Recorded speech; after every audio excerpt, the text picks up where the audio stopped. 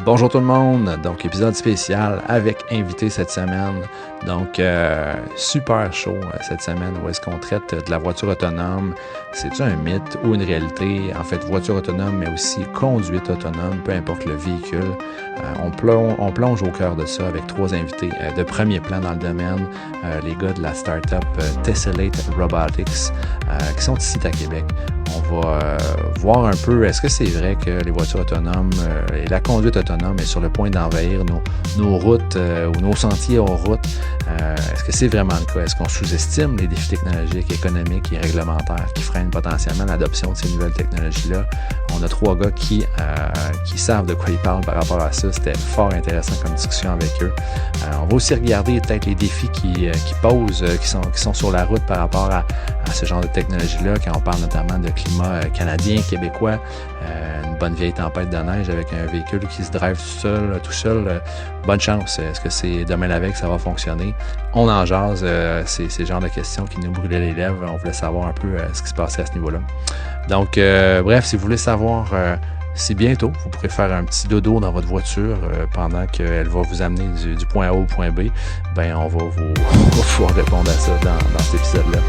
Alors, on commence ça dès maintenant. Bonne écoute.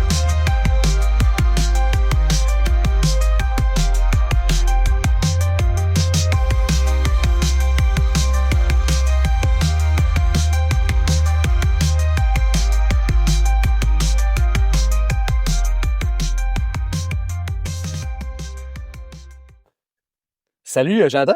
La caméra est par là. Ah ouais, c'est ça. Bonjour tout le monde. Donc, bienvenue à Intersection. Yes. Bienvenue à cet épisode extrêmement spécial parce que c'est notre premier épisode avec invité. Donc, on l'avait spoilé un peu il y a quelques semaines déjà. On avait dans le collimateur de commencer à inviter pas des célébrités, mais quasiment au podcast. On va se calmer. On va se calmer.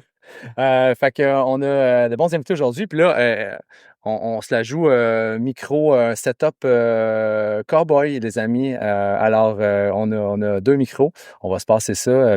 Premièrement, bonjour, Joe. Salut. Effectivement, je dois dire qu'on a une carte SD qui est morte. Fait que ça a un peu challengé notre setup. Puis en bon gars de tech, on n'avait pas de backup. Fait que, on a trouvé un plan B. Fait que, effectivement, oui. Ouais. Bien content de pouvoir enregistrer ça aujourd'hui, puis d'aller un petit peu plus en profond un peu dans ce sujet-là qui anime, je pense, bien des passions, bien des réflexions chez les gens. La conduite autonome, c'est quelque chose là qui a marqué les imaginaires pas mal. Là, fait que je suis bien cool de pouvoir vous avoir autour de la table pour en parler.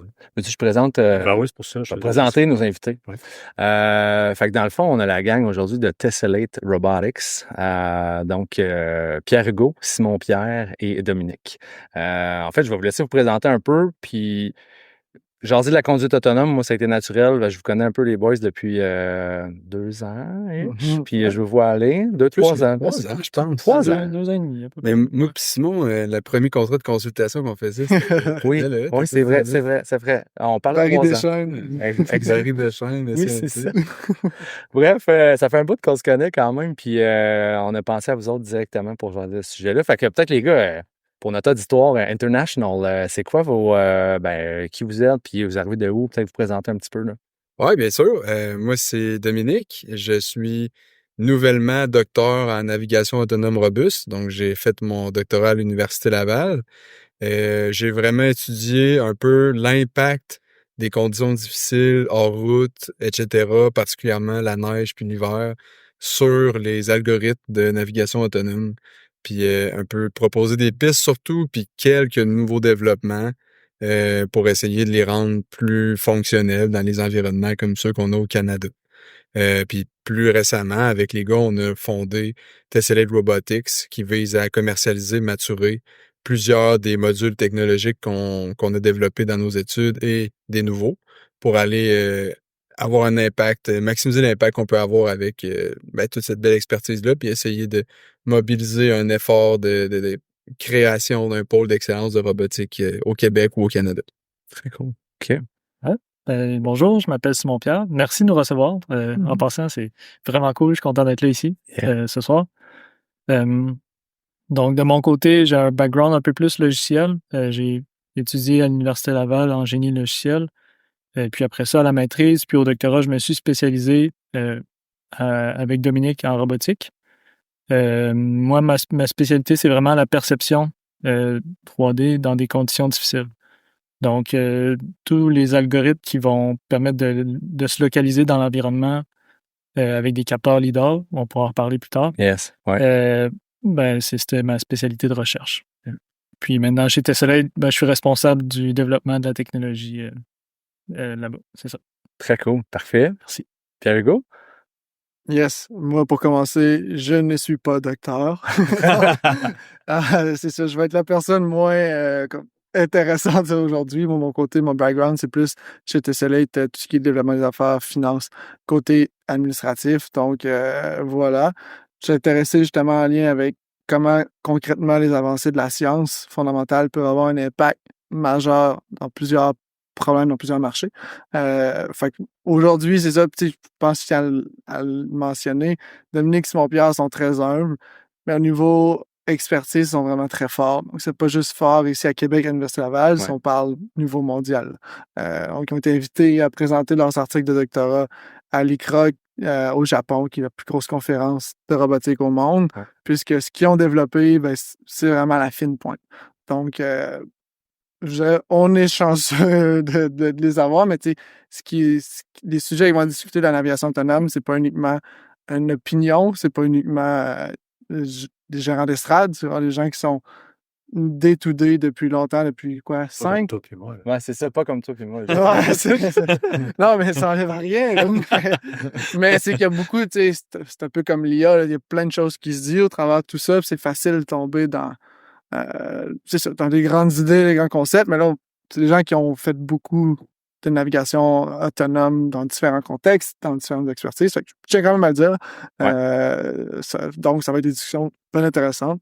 Je vais essayer de juste bien faire valoir des fois des éléments pour être sûr que ça soit accessible, mais qu'ils sont très bons pour vulgariser puis expliquer leur science. Très cool, très cool. Puis c'est un peu ça le nerf de la guerre ce soir ensemble. C'est comme on s'est dit en pré-entrevue, c'est un peu de geeky around, là, tu sais, puis voir un peu c'est quoi la conduite autonome for real. En 2025, on est rendu où avec tout ça? Puis qu'est-ce qui est accessible pour vrai, pour monsieur, madame, tout le monde aussi? Fait que, tu sais, votre expertise avec la business que vous faites présentement est super intéressante pour ça. C'était mon petit geste. Vas-y, Joe. Passer son micro, mais tu sais, t'es pas obligé de me passer le live. Tu peux prendre le temps de finir ta question la prochaine fois. Mais j'ai comme envie de starter avec une question parce que c'est là qui m'est venu tout de suite en tête, mais qu'est-ce qui fait que vous avez spécialisé votre pratique dans la conduite autonome? C'est comme, tu sais, vous êtes jeune, clairement pas mal plus que moi. Qu'est-ce qui fait que vous vous êtes dit, tiens, let's go, je me mets à étudier et je fais un doctorat puis je me spécialise là-dedans? C'est comme ça, je suis curieux. Vraiment une bonne question. De mon côté, en tout cas, ça a commencé, en fait, c'est pas la robotique qui m'attirait particulièrement. En fait, ce que j'aimais, c'était vraiment les problèmes difficiles. Puis, dans le fond, quand j'ai fait mon bac en génie logiciel, mon dernier stage, je l'ai fait dans le laboratoire de robotique de l'Université Laval. Puis, il y en avait en masse. J'en ai vu des problèmes pendant ce stage-là. Je trouvais ça super intéressant, la robotique. Donc, pour moi, ça a été un choix simple de continuer vers là. Puis, il se trouvait que dans le laboratoire de robotique mobile à l'université, c'est surtout de la navigation autonome, le sujet de recherche. Donc, c'est là-dedans que je me suis spécialisé. C'est un domaine tellement fertile, tellement de beaux problèmes à résoudre que j'ai juste un beau terrain de jeu pour moi. Ouais. C'est vrai que Simon, il aime ça, les défis. Il est bon pour régler des défis pas mal rapidement, parce qu'il est meilleur que moi. Moi, dans le fond, ce qui m'a fait virer vers là, disons, je nous remets au niveau du baccalauréat, là, dans le temps.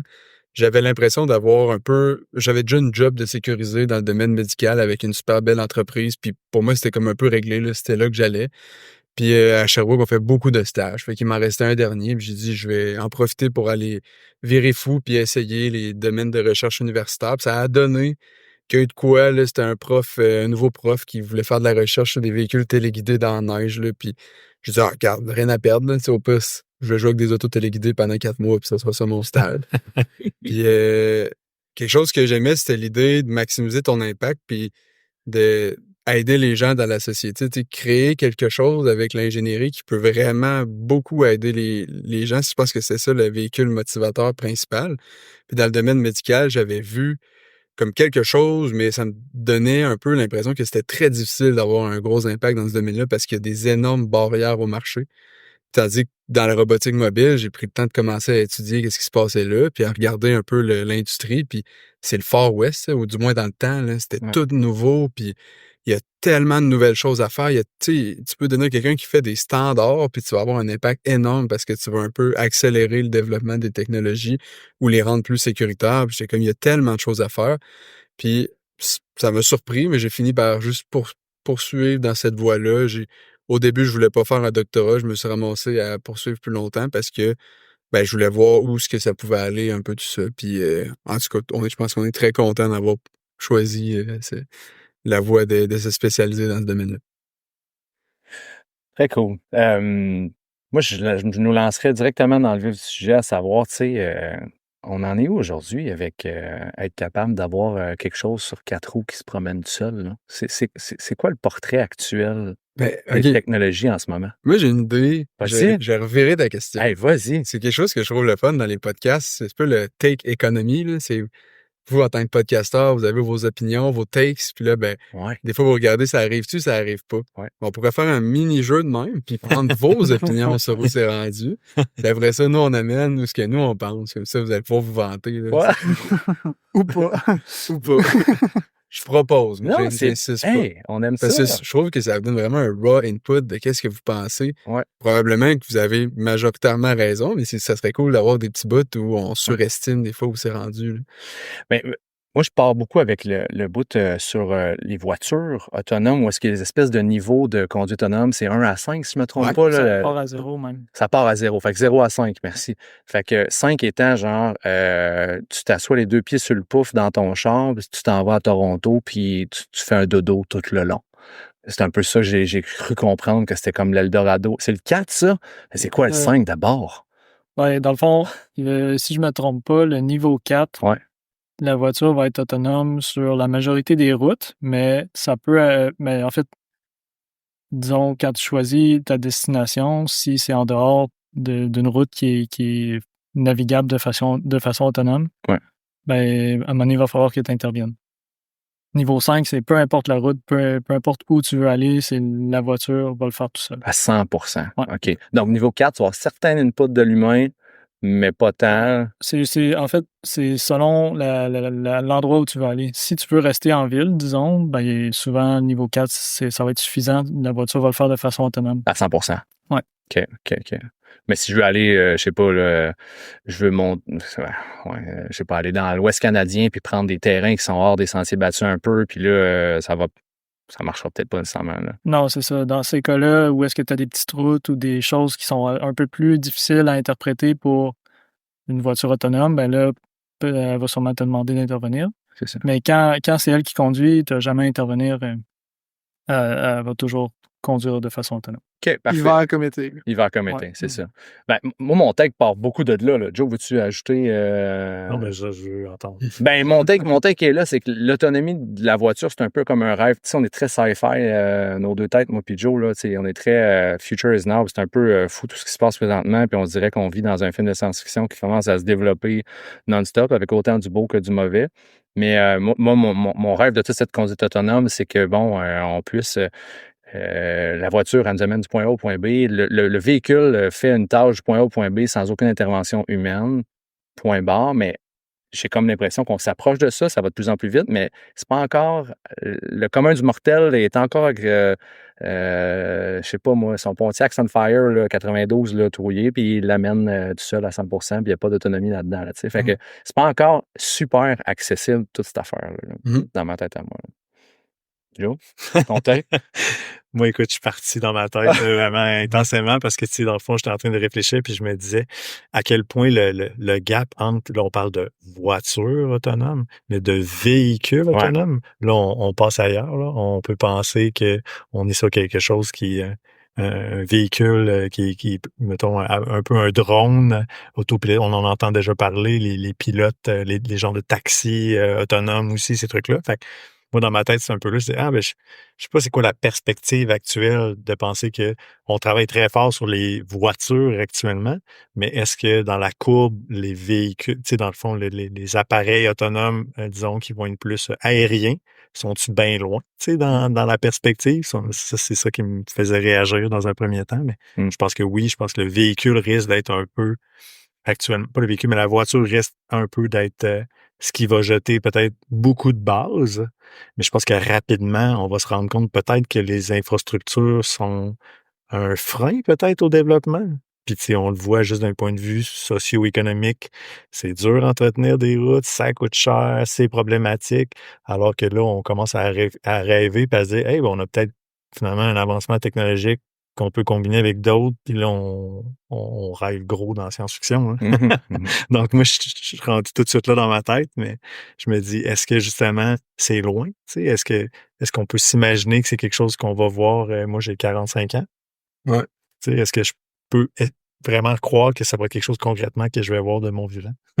Ben, mettons, c'est des bons takes. Hein? C'est intéressant. Je pense que tu peux le voir maintenant si tu prends un billet d'avion pour San Francisco. Tu peux coller des Waymo autonomes. Ouais. Puis ça doit être assez flyé de voir le volant tourner tout seul. Ouais. Puis toi, t'es assis en arrière. Puis ça doit faire un petit peu peur. Fait qu'il y a des endroits dans le monde où ça fonctionne déjà. Là. Des camions sur le routier, mettons, qui sont quand même bien autonomisés. Je pense que ça prend encore quelqu'un qui est encore dedans. Mais c'est sûr que l'espèce de notion d'autonomie générale, où ce que n'importe quel véhicule, n'importe où, ça va quand même être vraiment compliqué là, à chercher. Puis souvent, c'est quoi la règle? On surestime ce qu'on peut faire dans 5 ans, puis on sous-estime ce qu'on peut faire dans 2 ans. Il y a comme une règle comme ça. Là. OK. Cette règle-là. Fait que peut-être que je pense que c'est te l'inverse. complètement Ouais. Si on sous-estime ce qu'on peut... On surestime ce qu'on peut faire en 2 ans, mais on sous-estime ce qu'on peut faire en 5 ans. Peut-être. On va la mettre en show notes. Ah! Je peux leur dire, mais Oh, je vais compris. Ouais, dis-le donc, là, juste pas... Je vais le dire, je vais me tromper. Là. Mais ce qui arrive, c'est qu'on surestime ce qu'on peut faire en 2 ans, mais on sous-estime ce qu'on peut faire en 5 ans. OK. Comme traduction. OK. Fait que c'est ça. L'autonomie routière, il y a eu énormément de progrès dans les dernières années.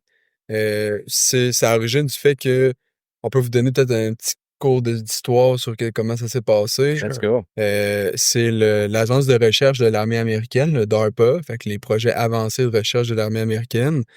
Il y a quelqu'un qui a eu une méchante bonne idée à l'intérieur de ça. Il a dit à la place, ben, on s'attend à ce que l'autonomie, ça avance beaucoup dans les prochaines années, puis ils ont calé ça avant 2007, là. Fait que ça fait quand même un petit bout. Wow. On pense qu'il y a beaucoup de tech qui est rendu là, les ordinateurs prennent en puissance, les caméras coûtent pas cher, il y a sûrement moyen de conduire des véhicules de manière autonome. Ils sont capables d'envoyer des sondes sur Mars, sont capables de faire déjà des bonnes choses. Puis on dit qu'à la place d'investir des milliards de dollars en développement à l'interne, ben, ils ont créé une compétition. Où ce que pour beaucoup moins d'argent, ils mettaient des prix. Mais même si beaucoup moins d'argent pour le DARPA, c'est beaucoup d'argent pour des entités comme des universités partout dans le monde. Puis ils ont lancé les défis pour développer des technologies ou dire est-ce que vous êtes capable de traverser un désert aux États-Unis de manière complètement autonome sur 250 km? On n'a rien à perdre, mais on verra si vous vous rendez. Puis si vous vous rendez, vous allez faire beaucoup d'argent, mettons. Puis là, il y a beaucoup d'équipes qui sont allées, ils s'est installé des tentes, ils lançaient les robots. 250 km. Ouais. C'était vraiment long. C'est au long, début, là. ouais. Ça a commencé fort. C'était comme basé sur GPS, mais ton GPS n'était pas assez précis tout le long. Fait qu'il fallait que tu aies un système sur lequel de lire est-ce que le chemin est traversable ou pas. Ouais. Fait que souvent, c'était GPS plus vision qui permettait au véhicule de naviguer. Puis il y a personne qui a gagné, mais il y a du monde qui se sont rendus extrêmement loin. Ils ont dit, OK, tu sais, on a la preuve de vie, là, il y a moyen de faire de quoi. Puis ils ont commencé juste à lancer compétition par-dessus compétition jusqu'à... Tu sais, nous, quand on a fait nos doctorats, on a participé à une qui était en 2020, là, 2021. Donc, ils ont juste continué, puis ça a fait avancer les technologies massivement parce que tous les meilleurs chercheurs au monde se cassaient la tête sur ce problème-là. Ça a créé beaucoup d'attention, il y a eu beaucoup d'investissements.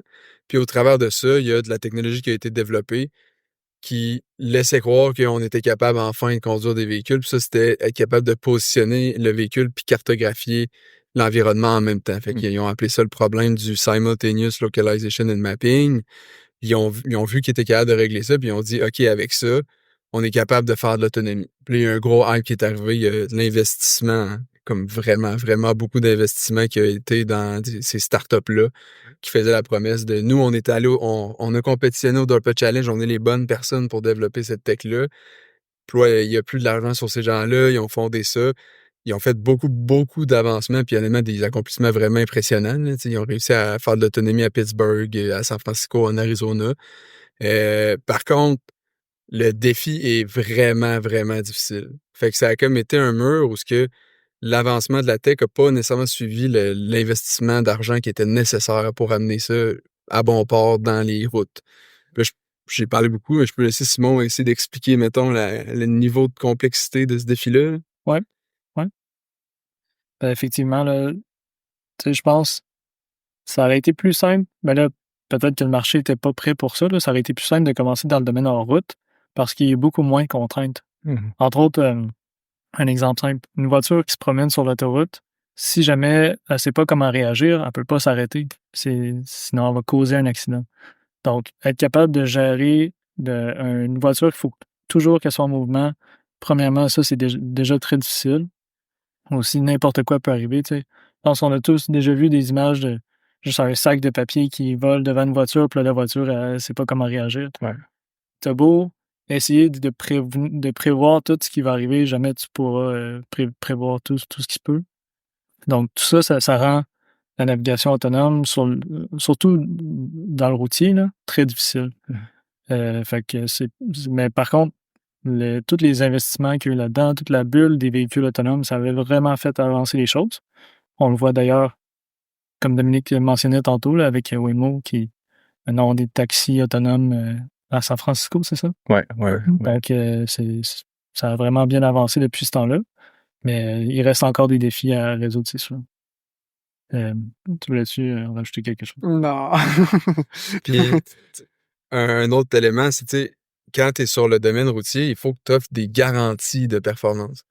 Ça veut dire qu'il faut que tu sois capable de montrer que ton véhicule 99,9999, puis là, j'oublie le nombre de 9, mais ils appellent ça la courbe des 9. Là. Ouais. Fait que ça commence à coûter cher à un moment donné, ton 8e 9 après la virgule. Là, tu sais. Mais c'est ça que ça prend parce que c'est un domaine qui est ultra contrôlé, qui est ultra normé. Tu sais, je vous fais un parallèle avec le domaine médical quand je parlais au début. C'est très difficile de prouver que ton véhicule est capable de faire ça constamment. Puis, dans le fond, ça prend un degré de supervision tant que tu n'es pas capable de le prouver. Fait que ça prend des experts qui vont superviser un peu ta flotte de véhicules, s'assurer que tout est beau. Puis même si c'est hyper... Ben, en fait, on va tout donner le crédit à Waymo pour être capable d'envoyer des flottes de véhicules autonomes dans une ville comme ça doit tellement être complexe. Mais le ratio de personnes par véhicule, c'est quelque chose comme 1,7 aux dernières nouvelles que j'ai eues. Fait que ça prend encore, puis c'est souvent ça, ces technologies-là, ça prend beaucoup d'experts pour les faire fonctionner en continu.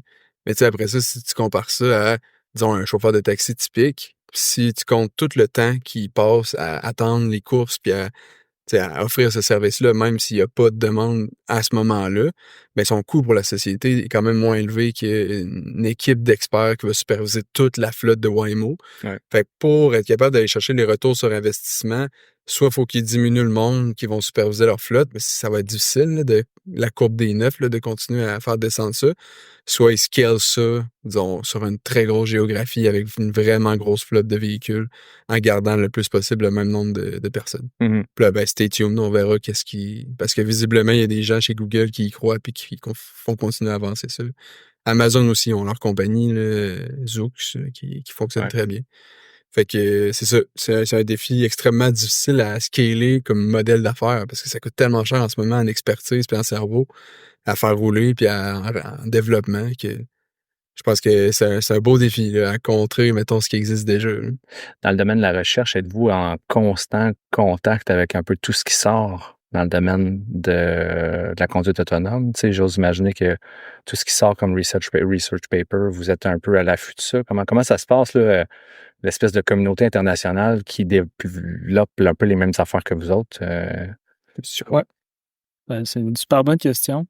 Oui, ben effectivement, là, moi, personnellement, j'ai pas encore terminé mon doctorat. Là. Je suis vers la fin, mais j'ai pas encore terminé. Fait que j'ai pas le choix de me garder à jour un peu sur la littérature sur le sujet. Puis je dirais qu'en ce moment, il y a toujours un gap là, entre la recherche scientifique et ce qui est vraiment sur le marché. Mais en ce moment, en recherche scientifique, on est rendu, je dirais, à l'étape de les edge cases. Donc, vraiment les cas très spécifiques qui vont faire échouer les algorithmes de navigation autonome. Essayer de rendre la navigation autonome robuste à ces cas-là. Je pense qu'on est rendu là.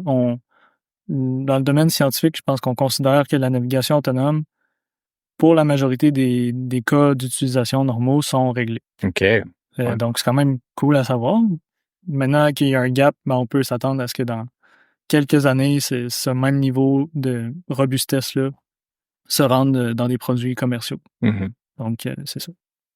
Très cool. OK. Ben, content de voir que je me doutais un peu de la réponse, mais que cette espèce de communauté-là travaille de pair pour s'assurer que tout le monde, on se monte vers le haut, puis que tout le monde se jase un peu, puis on est au courant de tout ce qui sort rapidement. Là. Fait que c'est un bon truc. Là.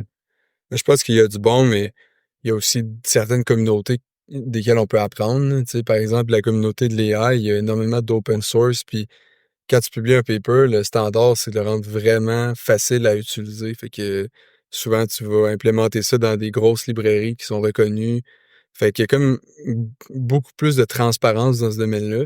Tandis que dans le domaine de la robotique, c'est encore très industriel puis protégé par le secret industriel. Ce qui fait en sorte qu'on n'a pas non plus accès à vraiment tout ce qui se passe. Puis il y a certaines des compagnies qui vont limiter un peu les publications ou de montrer les avancées qu'ils font parce qu'ils veulent le mettre à l'intérieur de leur système puis ils veulent que personne ait accès à ça. Ce qui est correct, là, c'est des stratégies d'entreprise. Maintenant, on comprend beaucoup mieux ça. Mhm.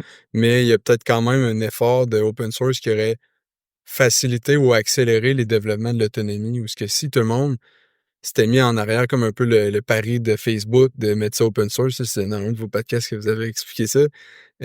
Ça a tellement fait accélérer, puis même dans les plus grands gagnants, c'est les gros joueurs qui mettent ça open source. Ça aurait peut-être permis d'accélérer ou de se rendre plus loin là, qu'on est maintenant, parce que tout le monde se serait mis sur un même pipeline, parce que le problème il est vraiment complexe. Hey, j'imagine. Hein? Ouais. Puis il y a des équipes surspécialisées, de centaines de milliers d'ingénieurs qui travaillent sur ces problèmes-là, sur des petits morceaux.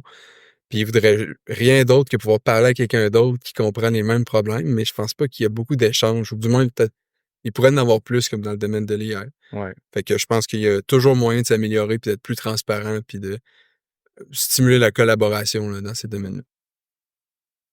Ça, je t'ai déjà. Bon, je faisais ça apparemment, un comparatif dans ma tête. J'ai dit, tu sais, dans le fond, vous vivez un peu votre moment Oppenheimer, là, à savoir que, tu sais, ben, c'est le comparatif qui est gros, là. mais ça reste que c'est un peu ça, tu sais, comme dans toute révolution technologique ou révolution industrielle ou quoi que ce soit, ben, tout le monde travaille en mode stealth parce qu'effectivement, tu sais, ils se disent, bon, ben, tu sais, je veux garder cet avantage-là concurrentiel pour moi. Fait que, alors où on se parle, tu sais, il y a des avancées qui se font, puis on le sait pas vraiment, puis à un moment, on va découvrir que, hey, OK, telle compagnie a développé ça, puis ça change la game complètement. D'ailleurs, c'est un peu, si tu permets, j'ai une question par rapport à ça, puis j'étais curieux de vous entendre parce que, tu sais, le LIDAR, tu sais, on l'a évoqué, on l'a nommé tantôt. Premièrement, ça vient de Québec, right? Ah, c'est une bonne question. Ben, à Québec, il y a la compagnie LEDARTech. LEDARTech, exact. Ouais. Il y a beaucoup c'est pas la première fois que j'entends ça, mais non, c'est pas eux qui ont inventé ça. Eux, ils ont avant, ils se spécialisaient dans les capteurs LIDAR. Ouais. Maintenant, je pense qu'ils sont plus côté algorithme. Mais en fait, les premiers LIDAR 3D, c'est Dominique en parlait tantôt, la compétition d'ARPA là, en 2007, le Grand Challenge, je pense. C'est là que les premiers LIDAR 3D sont nés. Là. C'est une compagnie de subwoofers qui se sont dit on va prendre des LIDAR 2D, on va les mettre sur une genre de plaque tournante, puis ils vont scanner l'environnement puis faire un nuage de points 3D. Mais voyons, toi. Ouais. C'est hot. C'est On va développer ça dans le désert. Ah, c'est vrai, moi, j'étais persuadé que dans ma tête, j'avais entendu parler de LEDARTech, je les ai tout le temps vus dans ce créneau-là, puis dans ma tête, j'ai fait l'association que c'était eux qui étaient derrière cette tech-là. Ouais, ben, ça veut dire qu'ils ont bien fait de leur marketing. Totalement. Parce qu'en fait, mon point, c'était, je me disais, ben, c'est eux qui ont fait ça, j'étais curieux de savoir, ben, c'est quoi l'impact que cette technologie-là a eu, mais dans le fond, ce que je comprends, c'est qu'elle est là depuis le début, là. Elle fait partie du projet initial, de recherche, d'expérimentation qu'il y a eu dans le désert. Puis c'est à partir de là que se sont dit, OK, ben ça, clairement, c'est quelque chose qui va être central dans l'évolution. Là. Ouais, ben disons, eux, ils ont fait un gros pari sur le LIDAR. Ils ont fait c'est pari sur une révolution, un changement de paradigme sur les types de LIDAR qui allaient être utilisés pour éventuellement aller chercher beaucoup de performance à vraiment pas beaucoup de prix. parce que c'est une autre affaire que tu as besoin dans le domaine automobile. Là, tes capteurs peuvent pas te coûter 5 000 par parce qu'imagine le coût des réparations après. Fait eux, il y avait comme un pari qui s'en allait vers là. Puis ils ont poussé ça, mais ils ont pivoté récemment vers le côté algorithmique parce qu'ils voyaient plus de pertinence dans la perception, du moins de notre compréhension externe du projet. Pour l'audience, que le mot leader, ça n'a rien à voir, ils savent pas pantoute. Là, c'est quoi un leader, les gars? Je vais vous expliquer. Ouais, super bonne question. Dans le fond, les lidars, c'est basé sur le laser. Donc, le laser, c'est une onde électromagnétique qui voyage à la vitesse de la lumière. Si tu envoies ton laser, un pulse laser, dans une direction donnée, puis tu calcules le temps que ça prend au pulse laser à rebondir sur une surface puis revenir à toi, tu connais la vitesse. Donc, en mesurant le temps, tu es capable de mesurer la distance de la surface qui a été frappée par ton laser. Si tu répètes cette opération-là des milliers de fois par seconde, moi je parle des lidars mécaniques en ce moment. Là. Donc, les lidars mécaniques, tu t'envoies des pulses dans différentes directions. Puis, en faisant le tour comme ça sur 360, tu es capable de faire un scan 3D. Puis ça, ça produit ce qu'on appelle des nuages de points. Fait que le lidar, dans le fond, c'est quand on voit les fameuses voitures là, avec l'espèce de truc on top là, qui a l'air rotatif. Là. Ouais. Donc, c'est à cause de ça. Effectivement. Fait que ça, c'est des lidars 3D parce que, c'est ça, les lidars 2D, c'est un laser qui tourne. Les lidars 3D, c'est plusieurs lasers qui sont dans différentes orientations qui vont tourner, puis ça va te créer un scan 3D. Puis là, souvent, ce que les véhicules autonomes vont faire, c'est qu'ils vont assembler ces scans 3D-là ensemble pour se construire une carte de l'environnement, puis se localiser dans cette carte-là. C'est absolument nécessaire. Il y a certaines compagnies comme Tesla qui, eux, se basent juste sur les caméras. Mais c'est vraiment nécessaire d'avoir une façon de se localiser dans l'environnement parce que le signal GPS n'est pas assez fiable pour se fier juste sur ça pour naviguer, disons, en ville ou des choses comme ça. Fait que le véhicule doit être capable de, même si le GPS est offline, plus accessible, doit être capable de piger où il est dans le monde, puis piger la direction, puis en fait, piger son endroit où il est, puis la direction où il s'en va. Là. Exact. Ça peut se faire avec des caméras, avec des lidars, différents capteurs, mais ça prend une façon. Parce que souvent, on a tendance à surestimer la qualité du signal, pas la qualité du signal, mais la précision que les GPS nous donnent. Là. À surestimer? Ouais, on se dit, hey, je mets ça sur Google ou Waze, là, puis Google Maps, là, c'est tellement cool, là, mais toi, non, t'es comme... C'est que Google fait plusieurs hypothèses, pas Google, mais nos téléphones, là, quand on les utilise comme GPS, vont faire plusieurs hypothèses et ils savent que tu te déplaces probablement sur la route. Fait que même si ta mesure te dit que tu es à côté de la route, eux, ils ramènent la mesure sur la route. Ouais. Tu sais, je pense que dans un cellulaire, les GPS là-dedans, c'est précis à 5 mètres près.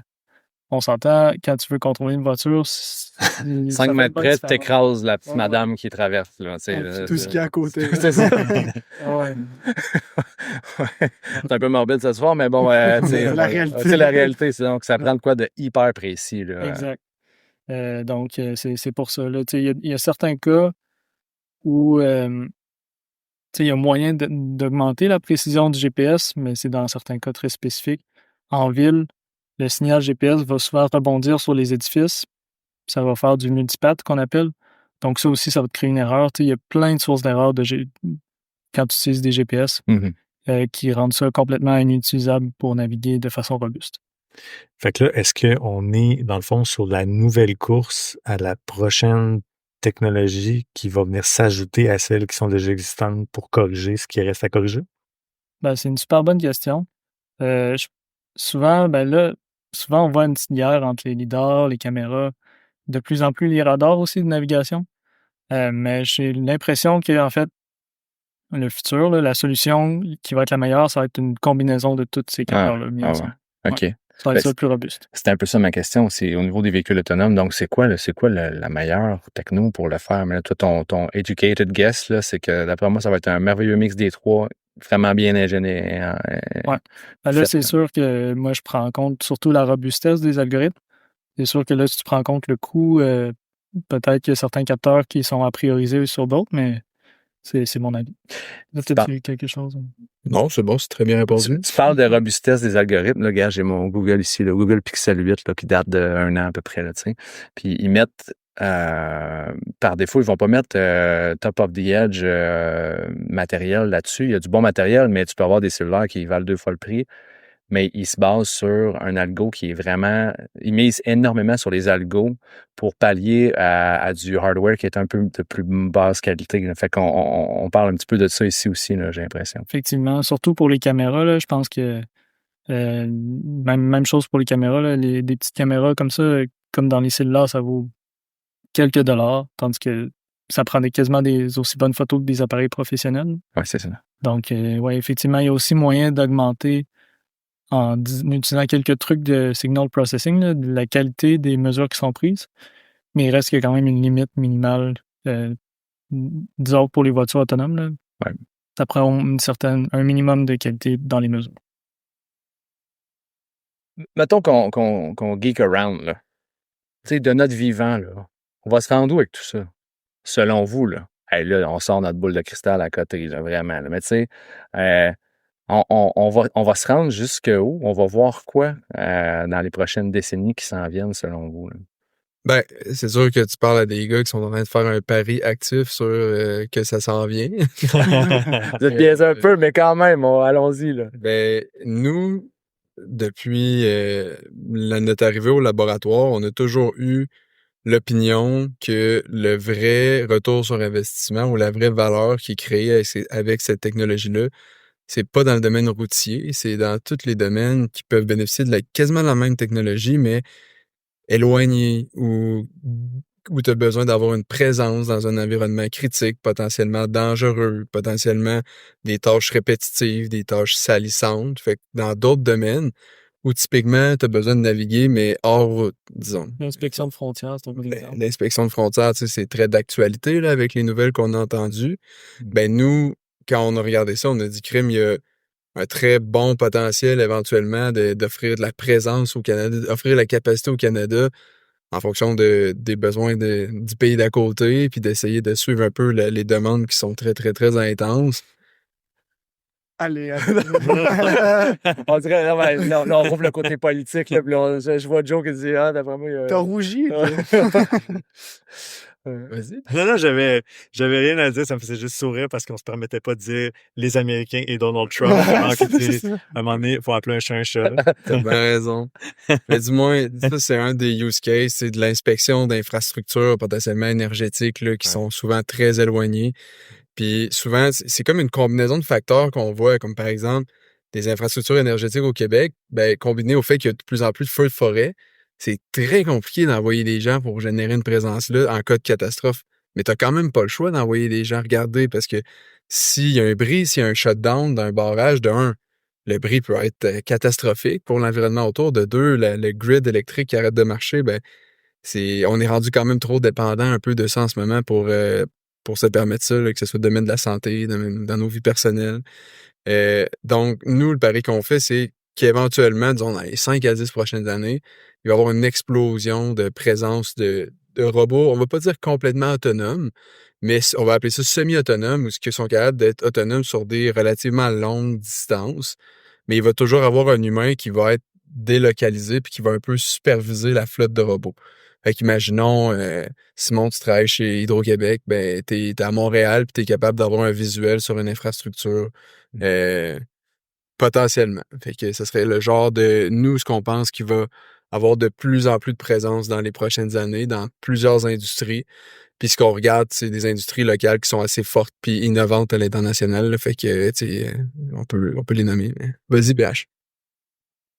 Mais vas-y ta question. Non, c'est correct, je veux pas briser. OK, mais pour revenir à ta question de boule de cristal dans 10 ans, moi, de mon côté, je vais peut-être te parler plus des barrières à l'entrée. Tu sais, si on reste dans les voitures autonomes sur route dans toutes les conditions, tu sais, je pense qu'on le voit, la tech avance vite, avance bien, mais il y a aussi d'autres choses dans la société que la technologie. Puis tu sais, ça, c'est aussi un peu mon rôle, c'est de comprendre comment qu'on fait pour prendre la belle tech puis de l'amener pour que ça soit réellement utile, soit pour un opérateur, un utilisateur ou quoi que ce soit. Puis tu sais, une des premières choses qui vient, c'est les compagnies d'assurance. Tu sais, si on dit, hey, j'ai une voiture électrique, pas électrique, pardon, une voiture 100% autonome, qui t'assure? Toyota qui te l'a vendu, le conducteur, mais qui conduit pas, qui est responsable, tu sais, fait ça va changer drastiquement. En fait, il va falloir que drastiquement, il y a des paradigmes qui changent parce que, tu sais, on va dire Waymo, c'est une compagnie de taxi en Californie qui est une entreprise, une société qui est très avancée au niveau de l'innovation.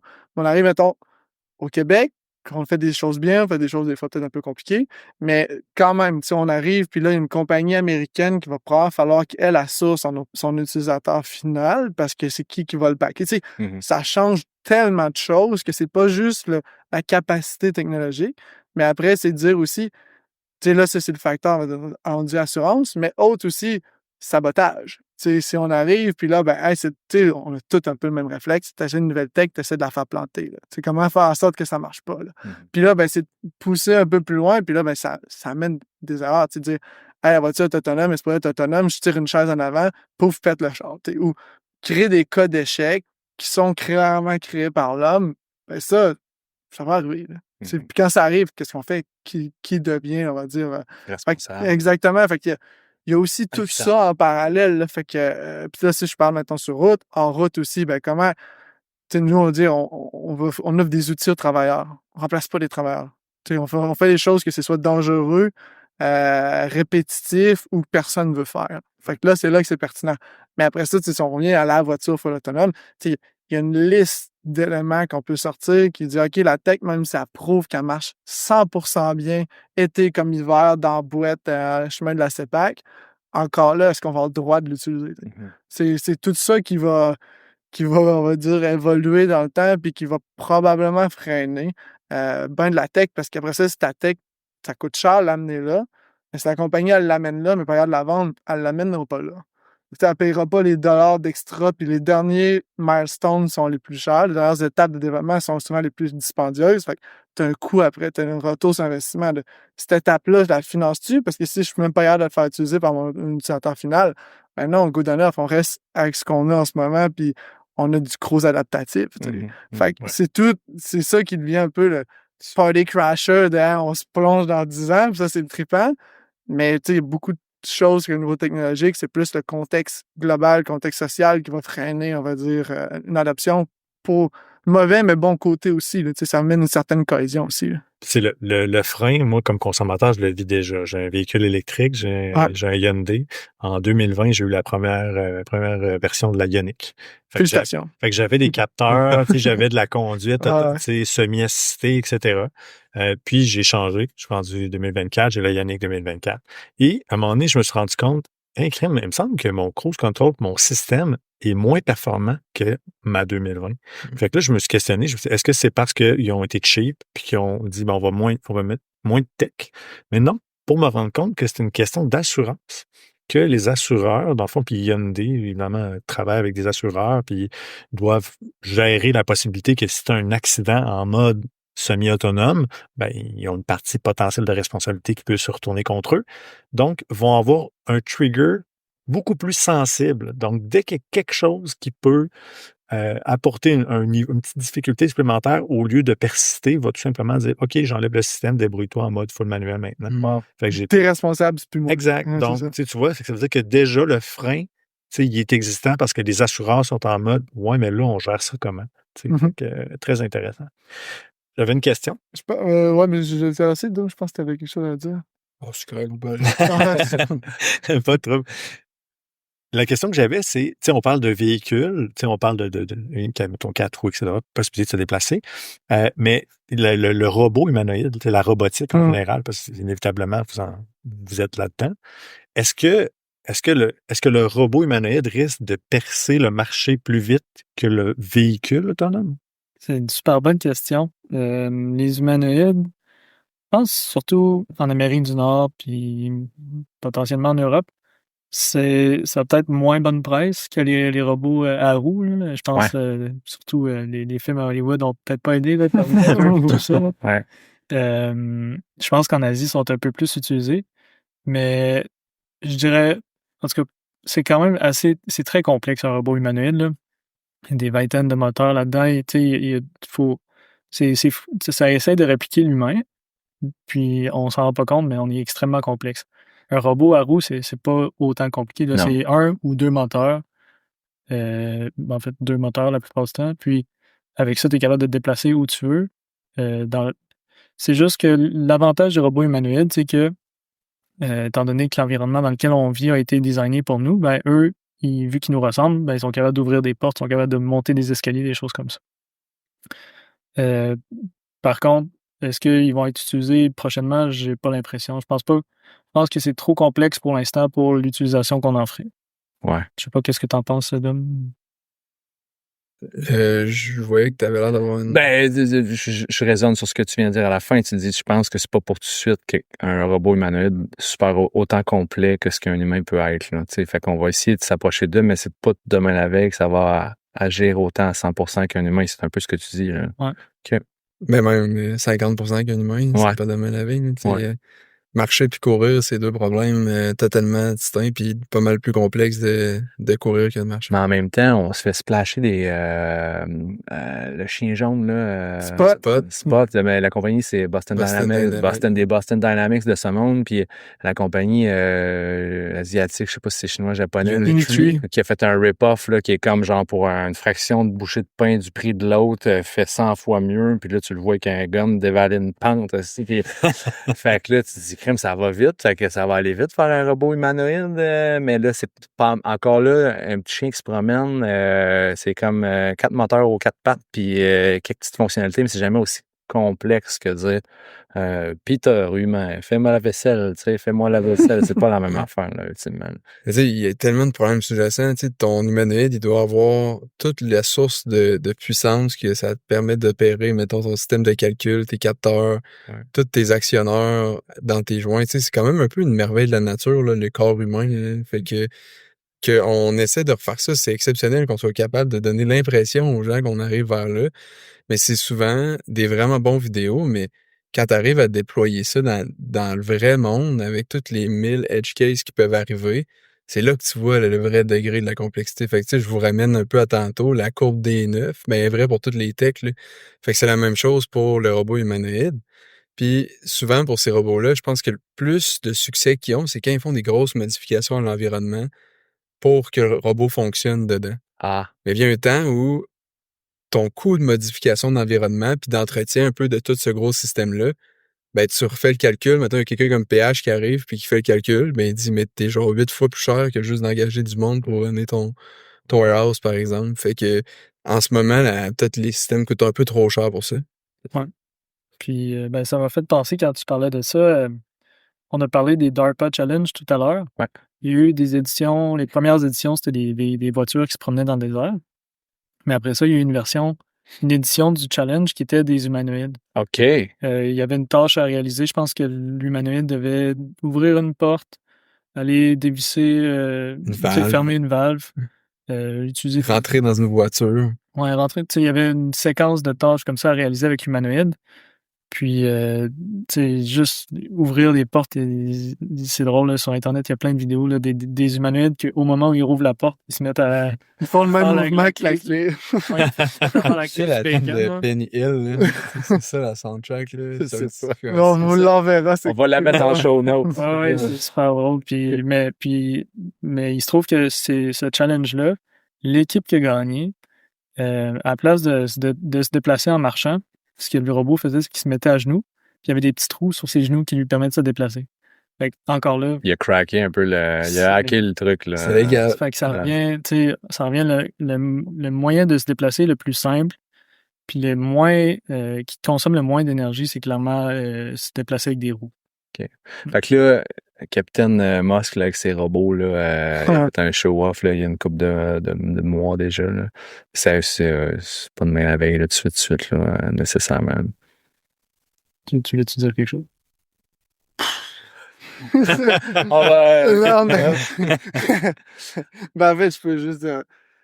Ben, tu sais, on parlait, sans parler de Musk World, mais tu sais, on parlait des robots chiens. Tu sais, ça avance, mais au début, la première question, c'est qu'est-ce que je vais faire avec ça? Ouais, c'est ça aussi. Tu sais, c'est cool de le voir marcher, puis de faire une belle manœuvre, puis qu'il peut danser. Là, ouais. Il va faire deux petits mouvements, je le trouve bien cute, mais après ça, qu'est-ce qu'il fait, là? Qu'est-ce qu'il t'apporte? Qu'est-ce qu'il réalise? Fait que, tu sais, c'est encore beaucoup dans ces étapes-là. Le humanoïde, on est une couche au-dessus, puis juste pour ramener, tu sais, la complexité, tu sais, il y a des tâches à grande valeur ajoutée, il y a des tâches à moins grande valeur ajoutée, mais des fois, tu sais, on parle des enjeux de société, les travailleurs, mettons, dans les champs. On dit, hey, il y avait l'idée qui flirtait, on a vu des articles qui disaient, hey, ça prendrait des robots. Parce qu'on a travaillé aussi, on a vraiment analysé le monde de l'agriculture. Des robots cueilleurs de fraises. Là, tu pensais, ah ouais, ça serait hâte, le robot, il arrive, puis il est à quatre pattes, tout. Mais tu sais, juste réfléchir, là, le process là, de regarder, il y a une fraise, elle est mûre, pas mûre, je prends mon bras, toutes les, la squisher. la prendre, mais Ouais. pas la rendre en jus. Ouais, Sentir, juste arracher le pédoncule, pas arracher la moitié de la fraise, la mettre dans un casseau, puis le vendre 3 piastres. Fait qu'il y a tellement de choses que l'humain est vraiment, vraiment bon que d'arriver technologiquement puis les humanoïdes, il y en a beaucoup en ce moment, je pense que c'est encore un squelette, mais il va falloir travailler sur le cerveau. Il va falloir travailler sur. Il peut y avoir plusieurs moteurs, plusieurs systèmes, mais d'avancer, puis là, oui, il y a l'IA, il y a plein de choses. Ouais. Mais c'est vraiment complexe. Fait que de dire si tu sabotes la moitié d'un champ de fraises parce que puis la moitié, ça serait excellent. Ça serait vraiment excellent. Là. Avant de dire tu retrouves des rendements similaires à, on va dire, des travailleurs bon marché, on est, je pense, quand même loin. Là. Puis peut-être dans 5 ans, dans 10 ans, vous viendrez dire il ne savait pas de quoi il parlait. Mais c'est plus qu'on va dire, on va sur le terrain, plus qu'on regarde ça, on fait holy shit. Ouais, ça va. Il y a vraiment chaque petit détail qu'on prend pour acquis dans nos vies, qu'on est capable de faire sans réfléchir, ben le robot, lui, il doit le programmer. Ça. Énorme complexité derrière. Ouais, c'est ça. Fait que, c'était ça, là. Sans ouvrir une grosse boîte de Pandore, là, mais la place de l'AI dans tout ça, la place de... Ça prend quelle place dans la conduite autonome? Donc, on parle d'une surface d'une surface algorithmique, mais toutes les algos d'AI qui sont en vogue en ce moment, l'apprentissage profond puis tout ça, ça prend quelle place? Ouais, c'est drôle. Un matin, on parlait dans l'auto avec PH de faut toujours ramener ça à des problèmes ou des innovations versus des outils.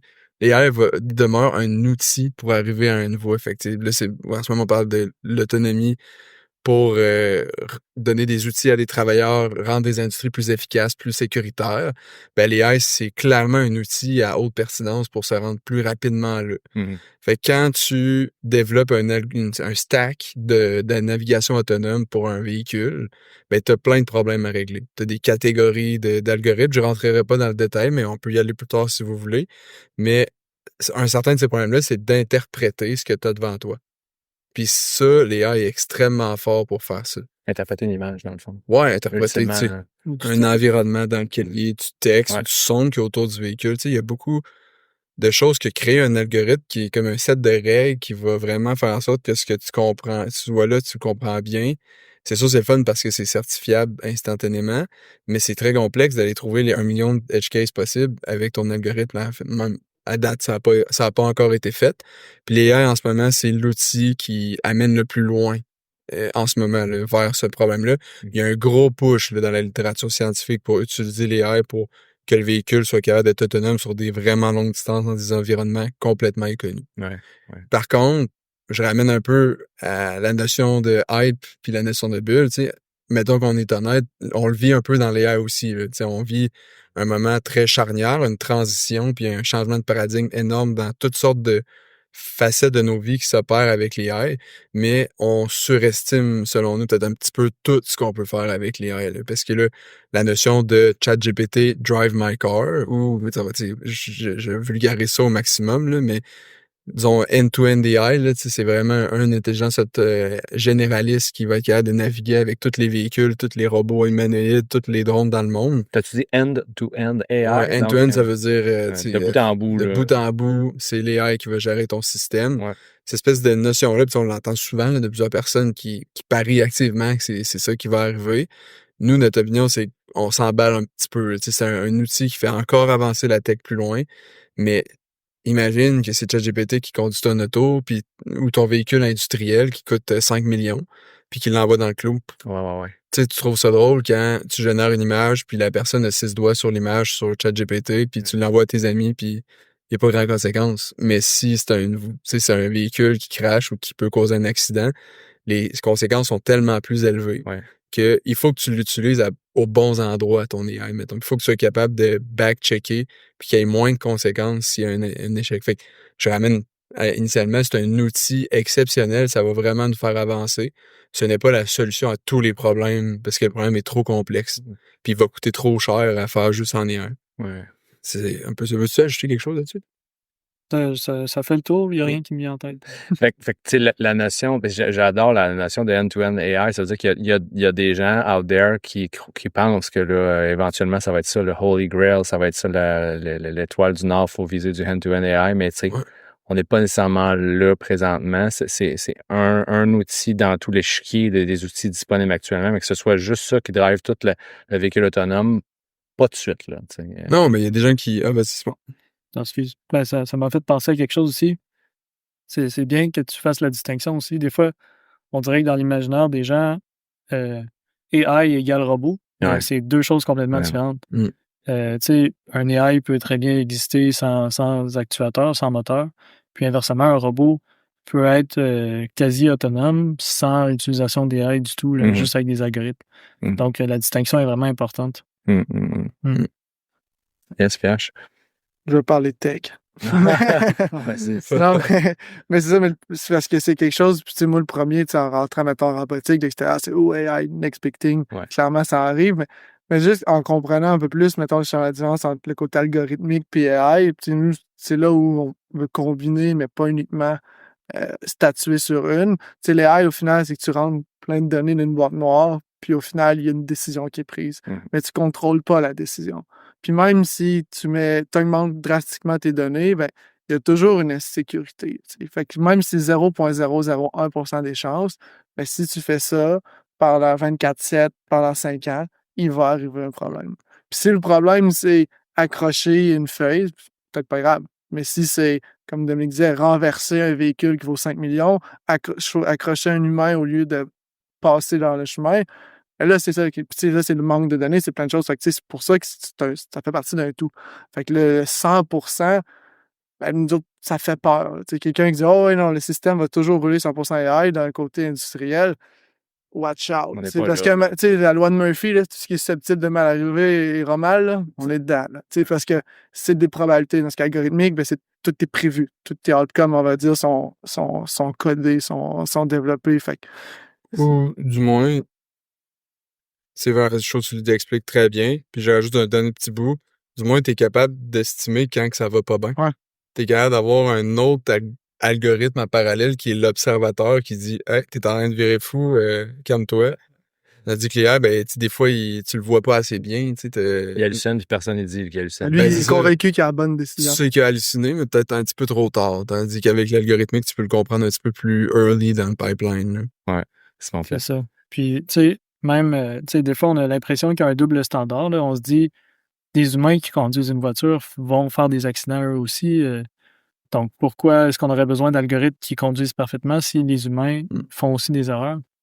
Mais la différence, je trouve, en tout cas avec les AI, c'est que les humains, quand ils s'enlignent pour faire une erreur, ils sont pas certains de ce qu'ils sont en train de faire. Souvent, ils prennent une chance, ils savent que c'est peut-être pas la bonne chose, mais ils essayent quand même. Il y a une conscience un peu. Ouais, c'est ça. Un AI, des fois, va foncer dans le clos puis il va continuer d'avancer. Ouais, là, la pédale dans le gaz encore. Là, ouais, c'est ça. Je gaz au fond, je continue dans le clos. Genre. C'est mon clos. C'est ça. C'est la bonne route. C'est un peu là la différence. C'est le niveau de confiance, comme Dominique disait. Là, souvent, ils vont surestimer la confiance, même si, en fait, ils sont en train d'halluciner. Ouais, c'est ça. Très cool. On a d'autres questions, nous autres, Joe? Non, ben en fait, c'est ma question, puis il l'a fait avant même qu'il nous la pose. Désolé. C'est... mettons qu'on rappe tranquillement, puis qu'on regarde, y a-tu qu'est-ce qu'on aimerait, mettons, que quelqu'un qui écoute retienne un peu de la conduite autonome? Mettons qu'on regarde ça, le live, là, tu sais, oui, le portrait actuel, mais votre take sur ça, qu'est-ce qu'on retient de ça, là, de ce qu'on s'est dit aujourd'hui, selon vous? Ben, je pense que, de mon côté, là, je trouve que c'est vraiment une technologie qui a beaucoup de potentiel, puis qui a évolué extrêmement rapidement dans les dernières années, surtout grâce à tout l'investissement qui a été fait, tous les efforts scientifiques qui ont été mis là-dedans. Je crois que c'est pas demain qu'on va les voir partout sur nos routes. Il reste encore du travail à faire. Mais plus ça va aller dans les prochaines années, plus il va y avoir des cas où on va en voir. Ça va y aller doucement, un petit peu à la fois. Puis plus ça va aller, plus ça va prendre la place. Mais il va falloir être patient si on veut les voir partout sur nos routes. Ouais, c'est ça. Carrément. Ouais. Je suis ce que tu dis. Sur les routes, par contre, je pense que quand même rapidement dans nos industries, on va en avoir de plus en plus. Il y a un appétit là, qui commence à grossir pour ça. Puis la robotique, ça coûte très cher. Là. Je pense que c'est un des take-home messages qu'on dit. C'est un défi significatif à mettre en opération dans une industrie. Ceci étant dit, il y a certaines industries qui n'ont pas assez d'attention, sur lesquelles on concentre pas assez d'énergie pour régler les problèmes, mais dans lesquels on peut créer tellement de valeur avec ces technologies-là. Fait que c'est peut-être des fois d'être un petit peu créatif ou de regarder des opportunités peut-être un petit peu moins sexy que l'autonomie routière, là, qui est vraiment cool, qui est très science-fiction, mais qui vont avoir des impacts tellement énormes dans des industries piliers de notre société. Pour nous, notre opinion, c'est que c'est là qu'il faut mettre le maximum d'attention. Puis ça sera pas juste nous, il y a beaucoup d'opportunités, il y a beaucoup de problèmes à régler. Puis dans notre take-home message, c'est que c'est un problème tellement complexe que c'est quelque chose qui se règle en mode collaboratif. Fait que, je ramène un peu ça. Si on est capable de se mobiliser puis de construire ensemble, trouver une façon de collaborer puis d'avoir des morceaux de solutions ensemble, puis qu'on est capable de les connecter, puis de se concentrer sur ce quoi on est tous bons, peut-être qu'on est capable d'attaquer le problème d'un autre angle qui n'a jamais été fait encore, puis qu'on est capable de se démarquer, puis d'aller, tu sais, on a le tissu industriel, on a plein de belles expertises ici. Fait que petit take-home message, non seulement, mais on pense que dans le domaine hors route, ça va s'en venir quand même dans un futur moyen terme, disons, du moins des success stories. Ben, peut-être aussi que ça va venir de plus proche qu'on pense. Peut-être aussi qu'il va y avoir un effet de mobilisateur plus proche de nous qu'on anticipe. C'est pas juste à San Francisco que les grosses affaires se brassent. Là. Il y a de la belle expertise ici aussi là, qui va attaquer ces problèmes-là. Puis c'est ça qu'on observe. Là. Fait que c'est vraiment intéressant. Mot de la fin, toi, pour toi, Pierre-Hugo, aussi? Si tu peux rajouter. Ouais, ben, un peu la même chose que Dominique. C'est un peu une mission qu'on se donne dans Tessellate. Puis, en fait, la genèse de Tessellate, c'est un peu ça. C'était l'expertise de Simon-Pierre Dominique qui ont avancé la science, comment qu'on peut l'amener sur le marché. Mais comment le faire justement ensemble. Il y a des bons cerveaux au Québec, puis on est mieux placés pour comprendre notre réalité ici. La neige, des gels, il y a plusieurs choses qui se passent pas ailleurs. Donc, au lieu de travailler pour des multinationales pour le faire, pourquoi pas créer ce pôle-là? On le voit de plus en plus. Il y a une synergie qui veut s'installer, puis justement, il y a des industriels qui veulent s'impliquer pour le créer. Fait que, on ouvre la porte. S'il y a des gens qui ont des idées, veulent le faire, veulent s'impliquer, partir leur business, attaquer un autre problème, nous, on veut contribuer à mettre ça en place. On ne veut pas dominer le pôle de navigation autonome au Québec. Loin de là, mais on veut contribuer à le mettre en place parce que ça va prendre un écosystème pour que ça existe. Puis on pense qu'il y aurait tout pour le faire. Fait que... Comme Simon dit bien, il y a de la place pour tout le monde au soleil. Oh, exact. Puis les compétiteurs sont pas proches, ils vont être à l'international. Il y en a d'autres qui sont en train de se bomber le chest au sud, là. Fait que c'est à nous de faire notre place. Hein. Exactement. Très cool, très cool. On crée un nouveau marché ici, là, une nouvelle place, tout est à créer là, officiellement. Moi, je trouve ça génial. Mot de la fin, Joe? Ben, moi, je trouve que c'est un super beau wake-up call dans le sens où, quelque part, moi, pour être un gars qui a toujours, je pense très loin, tout ça, je trouve ça bien parce que je pense que vous m'avez ramené à terre un peu. Ouais. On est plate, là. Non, mais c'est parfait. Je veux dire, vous êtes mieux placé que quiconque pour le faire. Fait que, je vous écoutais, puis clairement, vous maîtrisez à 100% ce que vous dites, là, puis aucun doute là-dessus que vous êtes assurément très, très crédible. Fait que je trouve ça bien. Fait que, ça fait comme calme-toi et nerf, Joe, un peu. Et sinon. Et sinon.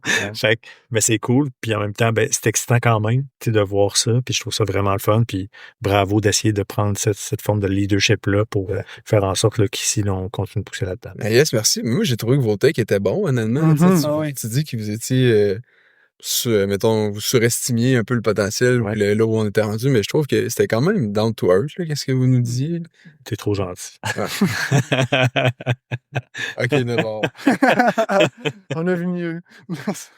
All right, merci les gars. Fait que vous allez pouvoir braguer dès demain matin ou dès la sortie de cet épisode-là comme étant les premiers invités officiels du podcast Intersection. Fait que un gros merci d'avoir pris le temps avec nous autres. C'est un honneur d'avoir été avec vous. Félicitations pour votre podcast. Yeah. Puis, continuez, on lance des projets tout en parallèle. Ok. Yes. C'est vraiment inspirant de vous voir aller. On est tous motivés. Merci beaucoup. Yes. À bientôt. Salut. Merci, là. Merci. Salut.